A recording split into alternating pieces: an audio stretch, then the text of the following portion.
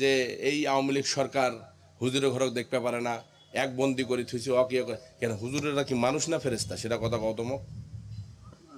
হুজুরেরা মানুষ নয় কেন? কোরআনের হাফেজ ওই যে হেফাজতে ইসলামের আল্লামা বলে কি নাম ওর নামের আকপাকে যে কে আল্লাহ লিখছে মুই এটা কওয়া পারছ না, ওটা বলে আল্লামা কি মামুনুল হক, একটা বেটি ছেলে নিয়ে নারায়ণগঞ্জে ধরা পড়ছিল, ওটা কি আমরা তৈরি করছি? তাহলে এরকম নিদর্শন অনেক আছে। ওই চিটাং থেকে শুরু করে অনেক জায়গাতে মাদ্রাসার যখন দেখি যে ছোট্ট একটা বাচ্চাকে বলাৎকার করা হচ্ছে, একজন কোরআনের হাফেজ কোরআন শিক্ষা দেওয়া মানুষ বলাৎকার করতেছে, একটা তার অপরাধ নাই?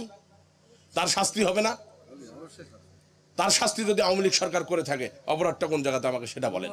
মামুনুল হকের মতো মানুষ বাঙালি মানুষের মধ্যে সমস্ত আলেম সমাজকে নিয়ে এই কওমি মাদ্রাসার সন্তানদেরকে নিয়ে হেফাজতে ইসলামের নামে যে তাণ্ডব তৈরি করেছিল, সেই হুজুরের দুশ্চরিত্রের চিত্র